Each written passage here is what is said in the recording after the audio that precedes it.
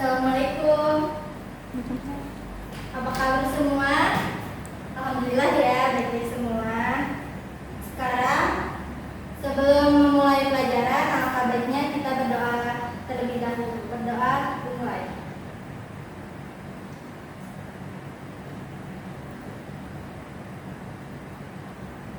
Doa selesai. Baik, sebelumnya Ibu absen dulu ya. Alhamdulillah masuk semua. Kita lanjutkan saja materi kita hari ini tentang pewarisan sifat dan hukum Mendel.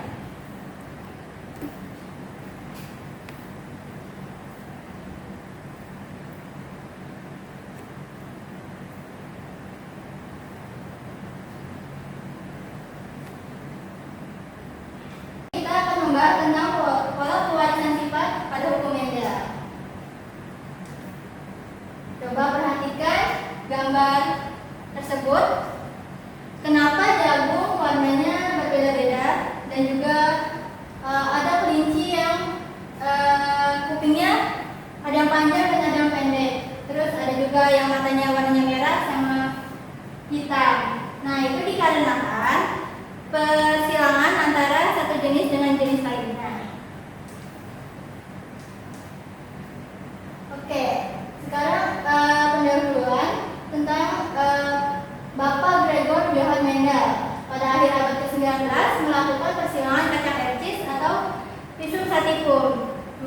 Sejarahnya, waktu itu Pak Mendel menanam kacang ercis. Nah, setelah diamati, ternyata warna dan bentuknya itu berbeda-beda. Ada yang warnanya hijau dan kuning, terus bentuknya juga ada yang bulat dan kisut.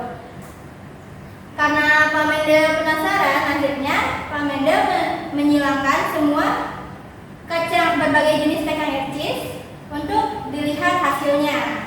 Nah, ternyata hasilnya juga semuanya berbeda-beda. Maka dari itu Pak Mendel mencetuskan hukum Mendel.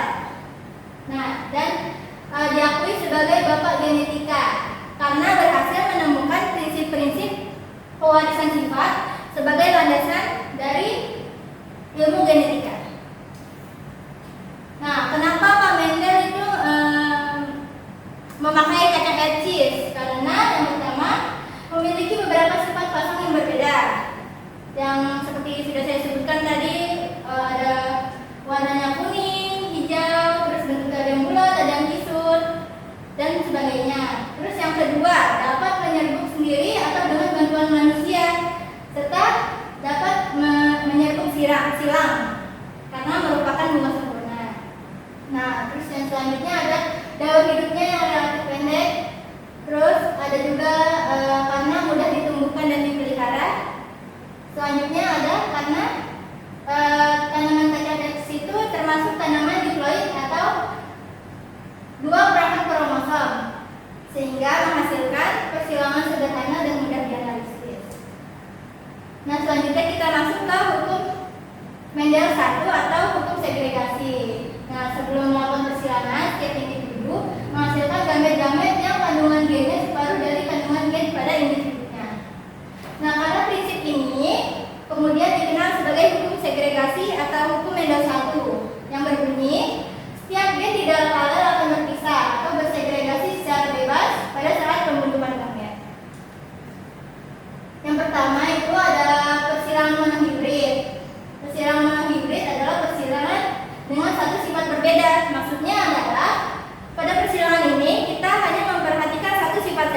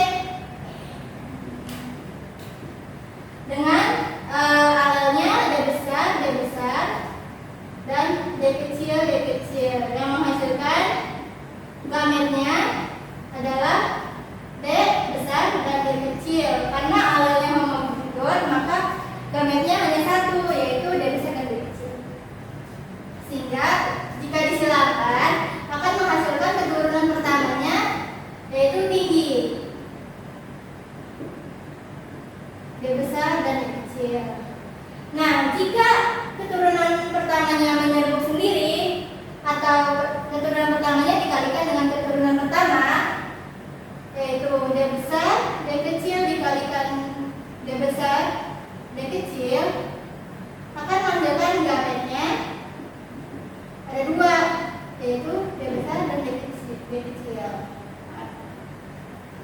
D besar dan D kecil. Nah, gimana cara menghitung keturunan kedua? Kita pakai tabel bantuan. Sini ada D besar, D kecil, D besar, D kecil.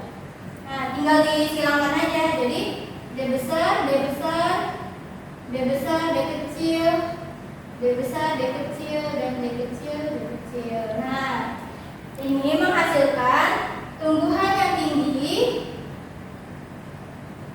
dengan gamet D besar berbanding tumbuhan yang pendek, yaitu D kecil, D kecil. Jadi nisbahnya adalah 3:1.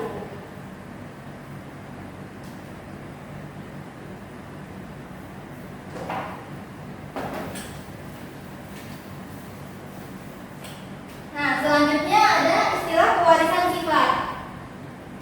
P adalah parental atau individu tertua. Yang kedua ada F1 atau filial 1 atau sering disebut juga keturunan pertama. Terus yang selanjutnya ada F2 atau filial 2 atau keturunan generasi kedua. Terus selanjutnya ada gen D besar atau gen atau alel dominan. Terus ada gen D kecil, alel resesif. Terus ada alel adalah gen yang terdapat pada lokus atau tempat tertentu. Selanjutnya ada gen D besar bersifat homozigot dominan. Ada gen D kecil bersifat homozigot resesif. Ada D besar D kecil bersifat heterozigot. Terus selanjutnya ada fenotip, adalah ekspresi gen yang langsung dapat diamati sebagai suatu sifat pada individu tertentu, misalkan tinggi atau pendek, terus warna bunga, merah atau putih, dan sebagainya. Selanjutnya ada istilah genotip. Nah, genotip ini adalah susunan genetik yang mendasari pemunculan suatu sifat seperti D besar, D kecil, terus selanjutnya ada D besar, D kecil, dan sebagainya. Nah, sekarang kita masuk ke hukum Mendel 2 yang berbunyi setiap gen di dalam gamet akan bergabung atau berasosiasi secara bebas pada saat pembentukan individu baru. Nah, Mendel juga melakukan persilangan di hibrid atau persilangan yang melibatkan dua sifat beda atau lebih, misalkan pada warna bunga dan bentuk buah, terus ada bentuk buah dan rasa buah, dan sebagainya. Contoh, persilangan galon murni kedelai berbiji kuning halus dengan galon murni berbiji hijau keriput. Hasilnya merupakan tanaman kedelai generasi pertama berbiji kuning halus. Nah, jika sesama F1-nya disilangkan, akan memperoleh F2 yang masing-masing berbiji kuning halus, kuning keriput, hijau halus, dan hijau keriput dengan nisbah 9:3:3:1. Oke, ini adalah contohnya. Contoh persilangan di hibrid kedelai berbiji kuning halus dengan gametnya Y besar dikalikan dengan kedelai berbiji hijau dan keriput dengan gametnya Y kecil. Oke, jika disilangkan akan menghasilkan keturunan pertamanya, yaitu kuning halus atau Y besar, Y kecil. Nah, jika keturunan pertamanya saling disilangkan akan menghasilkan gamet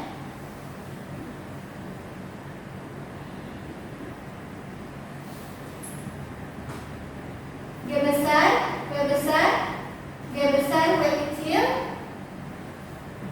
G kecil, W besar, G kecil, W kecil, G besar, W besar, G besar, W kecil, G kecil, W besar, G kecil, W kecil. Nah, kita bikin kotak bantuannya.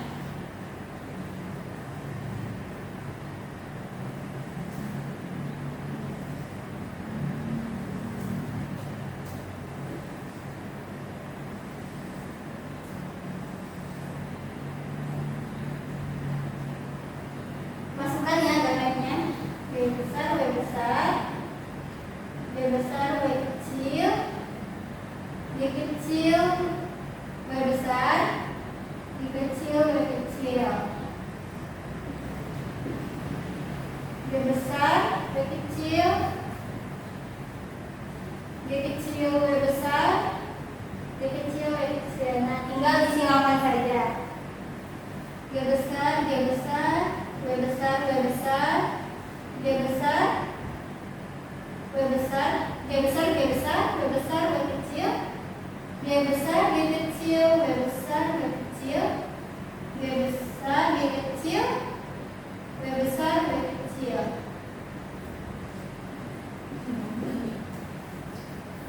G besar, G besar, W besar, W kecil, G besar, G besar, W kecil, W kecil, G besar, G kecil, W besar, W kecil, G besar, G kecil, W kecil, W kecil. Ini ada G besar, G kecil, W besar, W besar, G besar, G kecil, W besar, W kecil, G kecil, G kecil, W besar, W besar, G kecil, G kecil, W besar, W kecil.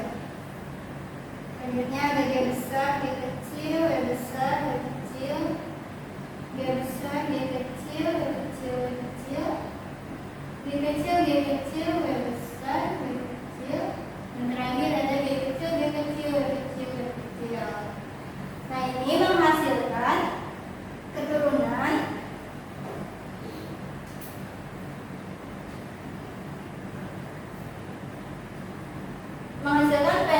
penotip kedua atau keturunan kedua yang memiliki nisbah 9:3:3:1 akibat segregasi gen G secara independen, dikenal sebagai hukum pemilihan bebas atau the law of independent assortment atau hukum Mendel II.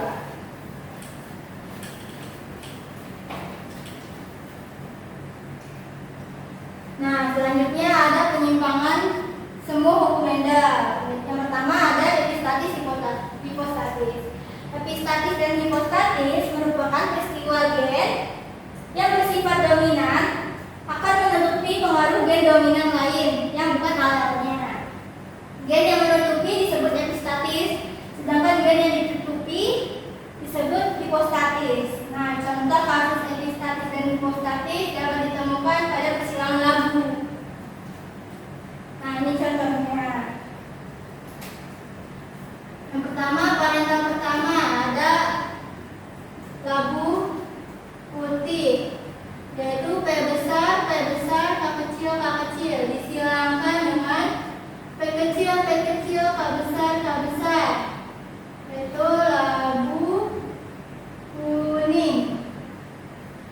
Nah, menghasilkan gamet P besar, K kecil disilangkan dengan P kecil, K besar.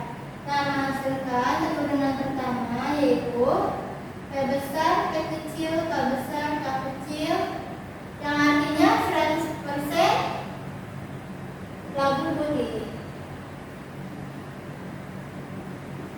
Oke, nah di sini diketahui bahwa gen P merupakan dominan terhadap gen K. K dominan terhadap K kecil. Pada keturunan pertama, gen P besar dan K besar berada bersama, keduanya bersifat dominan. Akan tetapi, sifat yang muncul pada keturunan pertama adalah putih. Hal ini menandakan kalau gen P bersifat epistatis, yaitu menutupi terhadap gen K besar. Dan gen K besar bersifat hipostatis atau ditutupi. Nah, jika sesama keturunan pertama itu disilangkan, akan menghasilkan P2-nya, yaitu P besar P kecil, K besar K kecil disilangkan dengan sesamanya P besar P kecil, K besar K kecil.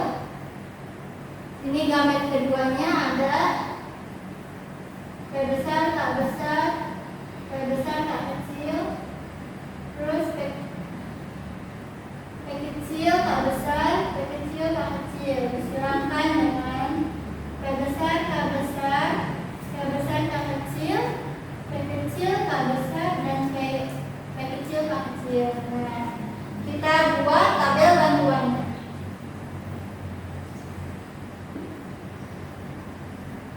Sini tinggal dimasukkan P besar K besar P besar K kecil, P kecil K besar, P kecil K kecil. Nah, di sini juga tinggal dimasukkan P besar K besar, P besar K kecil, P kecil K besar, dan P kecil K kecil. Nah, jadi tinggal disilangkan saja.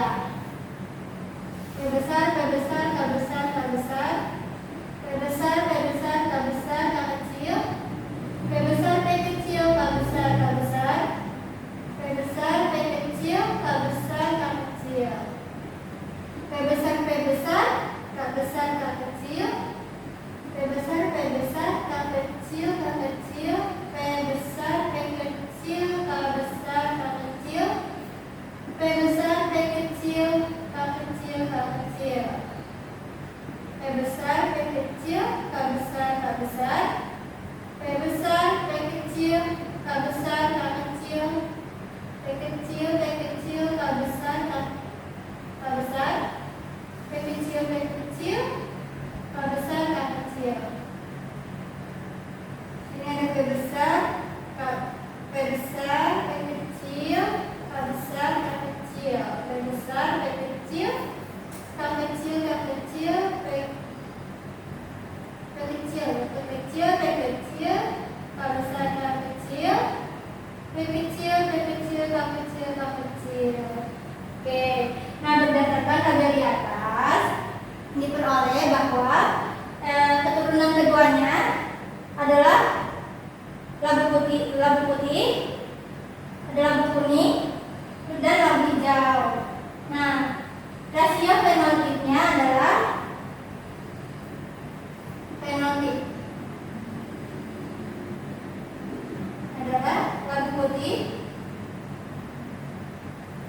labu putih, itu ada 12 berbanding dengan labu kuning.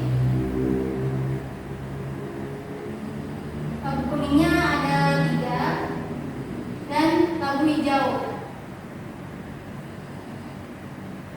Labu hijaunya ada 1. Jadi fenotipnya adalah 12 banding 3 banding 1. Oke, selanjutnya ada cryptomery.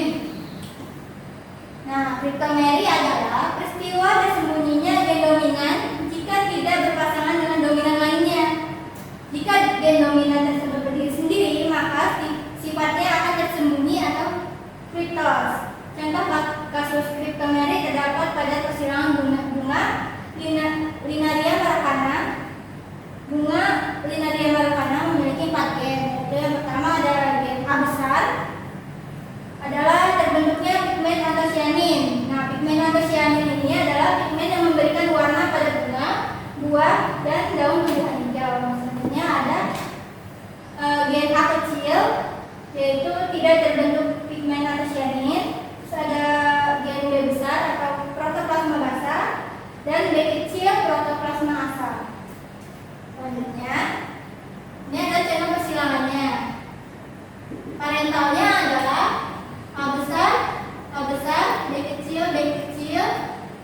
Disilakan dengan A kecil, B besar, yaitu ini merah dan putih. Menghasilkan gametnya itu A besar dan B kecil. Kalau di sini A kecil dan B besar, sehingga menghasilkan keturunan pertamanya A besar, A kecil, B besar, B kecil, menghasilkan warna ungu. Nah, kenapa bisa diperoleh warna ungu? Karena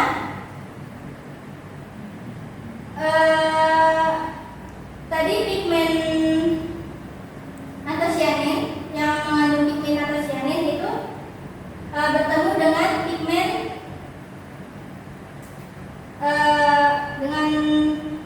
dengan protoplasma basal. Oke, lanjut. Jika keturunan pertamanya disilangkan dengan sesamanya, jadi A besar, A kecil, B besar, B kecil disilangkan dengan A besar, A kecil, B besar, B kecil. Ini parental keduanya ya. Terus gamet keduanya adalah A besar, B besar, A besar, B kecil, terus A kecil, B besar, A kecil, B kecil. Ini sama. A besar, B besar, A besar, B kecil, A kecil, B besar, A kecil, B kecil. Oke, sekarang kita buat tabelnya. Sini ada A besar, B besar, A besar, B kecil, A kecil, B besar, A kecil, B kecil. Sini juga dimasukin A besar, B besar, A besar, B kecil, A kecil, B besar, A besar, B kecil. Oke, tinggal dimasukkan aja. A besar, B besar, B besar, A besar, B besar, B kecil, A besar, A kecil, B besar, B besar, A besar, A kecil, B besar, B kecil, A besar, B besar, B besar, B kecil, Ya.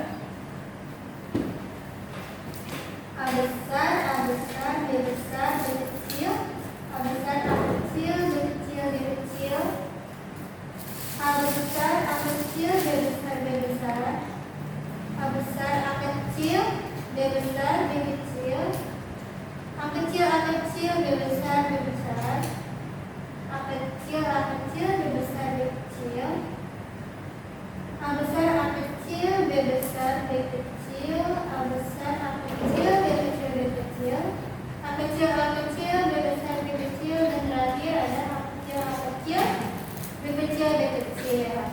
Nah, dari tabel yang sudah dibuat, maka diperoleh F2-nya adalah merah, ungu, dan putih.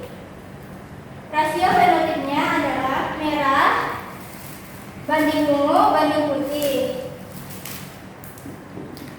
Fenotipnya ada merah, ini ada 3 dibanding ungu 9, dan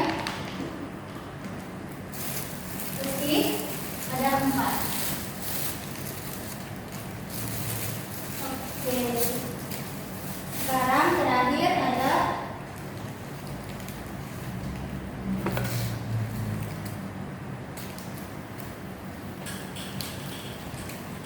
latihan soal. Untuk latihan soalnya silahkan ditulis dulu, terus dikerjakan, nanti dikumpulkan ke saya. Setelahnya akan saya nilai dan dimasukkan ke dalam penilaian harian ya, tugas harian. Ada yang ditanyakan?